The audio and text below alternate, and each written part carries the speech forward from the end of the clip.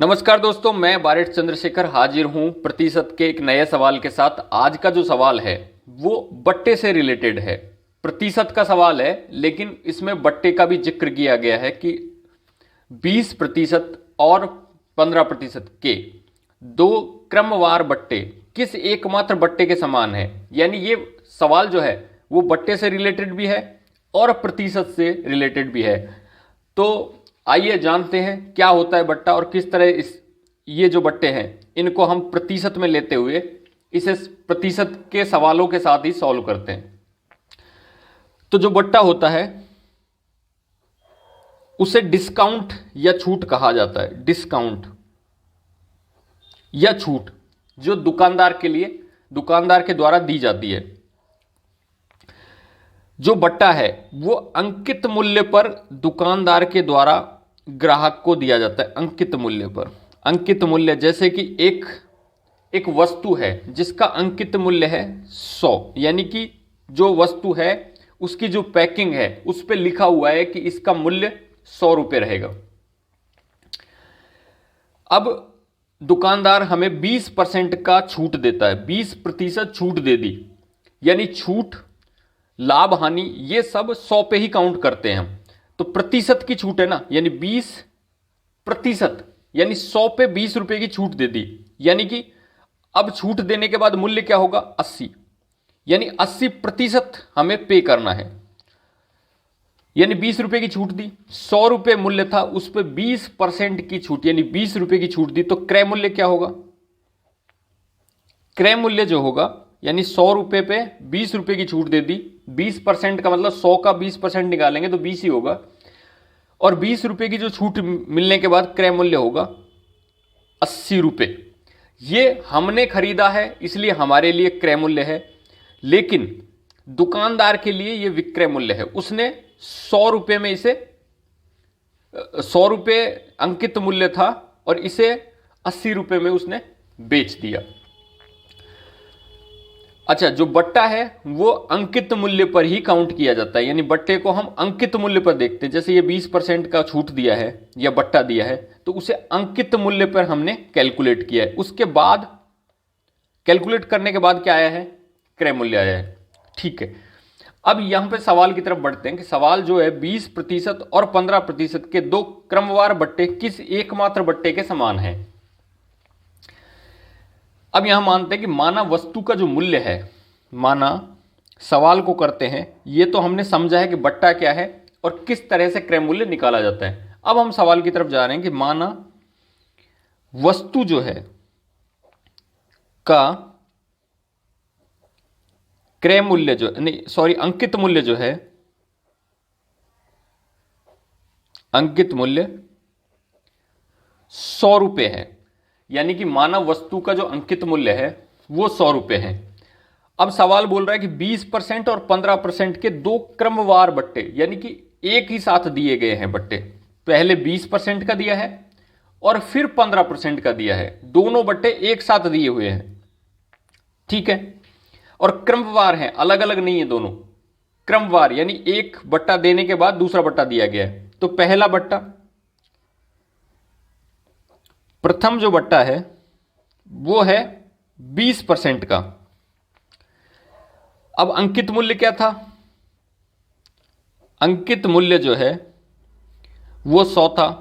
100 पे 20% का बट्टा दिया तो 20 बट्टा कितना दिया है? बट्टा दिया है 100 का 20%, यानी 20 रुपए का बट्टा दिया। तो इसका क्रय मूल्य क्या होगा? क्रय मूल्य या फिर विक्रय मूल्य, दुकानदार के लिए विक्रय मूल्य होगा और हमारे लिए क्रय मूल्य होगा, ठीक है। अब इसे विक्रय मूल्य कर लेते हैं क्योंकि दुकानदार ही अभी बात कर रहा है इसमें। तो विक्रय मूल्य हो गया 100 में से 20 को घटा दिया तो 80 हो गया, 80 रुपए। इसके बाद एक बट्टा और दे दिया गया, यानी कि दूसरा बट्टा दिया है 15% का, ठीक है। अब 15% के बट्टे के लिए जो अंकित मूल्य होगा, क्योंकि पहले वाले के लिए अंकित मूल्य था 100, एक बट्टा देने के बाद मूल्य हो गया 80 रुपए। अब दूसरे बट्टे के लिए जो अंकित मूल्य होगा वो होगा 80 रुपये, यानी 80 रुपये पे फिर से एक बट्टा दे दिया गया। अब बट्टा कितने रुपए का होगा वो निकालते हैं कि 80 का 15%, 80 का 15% कितना होगा, तो इसे काट लेते हैं। 20 चौको 80, 20 पंजो 100 और 5 से ये काटेंगे तो 3 आ जाएगा ऊपर, 5 3 15 और ऊपर वाली संख्याओं को गुणा करेंगे। यहां 4 बचा है, यहां 3, तो 4 3 12, 12 रुपए का फिर से बट्टा दे दिया गया। तो अभी जो मूल्य है, यानी कि जिस मूल्य पर दुकानदार बेचेगा वो विक्रय मूल्य होगा 180 माइनस का 12, यानी पहले हमने किया तब 80 आया, यानी प्रथम बट्टा दिया 20 रुपए का, अंकित मूल्य था 100 रुपए, बट्टा कैलकुलेट किया 100 पे 20% यानी 20 रुपए, विक्रय मूल्य हो गया 80 रुपए, यानी 100 में से 20 घटाया 80 हो गया। फिर से उसने एक बट्टा और दे दिया इस पे, क्रमवार बट्टा है ये, अलग अलग बट्टे होते तो 100 पे ही निकालते, लेकिन क्रमवार है, यानी एक बट्टा देने के बाद दूसरा भी दिया गया। दूसरा बट्टा 15% का है, अंकित मूल्य इसके लिए हम 80 लेंगे और फिर बट्टा का कैलकुलेट करेंगे तो 80 का 15% यानी 12 रुपए, 12 रुपए का फिर से बट्टा दिया गया 80 रुपए पे। विक्रय मूल्य क्या होगा, 80 माइनस 12 बराबर 68, 68 जो रुपए हैं वो फाइनल विक्रय मूल्य हो गया, यानी 2 बट्टे देने के बाद में विक्रय मूल्य दुकानदार इसे 68 रुपए में बेच रहा है। अब 100 रुपए की वस्तु थी, अंकित मूल्य कितना था, अंकित मूल्य था 100 रुपए और फाइनल विक्रय मूल्य यानी अंतिम विक्रय मूल्य क्या था, विक्रय मूल्य 2 बट्टे देने के बाद क्रमवार बट्टा, पहला बट्टा दिया, दूसरा बट्टा देने के बाद मूल्य क्या हो गया 68। उसने टोटल बट्टा कितने का दे दिया, यानी 100 माइनस का 68 बराबर 32, यानी 32 रुपए का उसने बट्टा दे दिया। तो यदि अब एकमात्र बट्टा कैलकुलेट करूं तो कितने प्रतिशत होना चाहिए, जो कि सवाल में पूछा है कि 2 बट्टे देने के बाद मूल्य आया है 68, बट यदि हमें एक ही बट्टा देना पड़े जो कि दोनों बट्टों को शामिल कर ले, तो टोटल जो छूट है या डिस्काउंट है या बट्टा है वो कितना हुआ 32 रुपए का। अब इसका परसेंटेज प्रतिशत ज्ञात करते हैं, प्रतिशत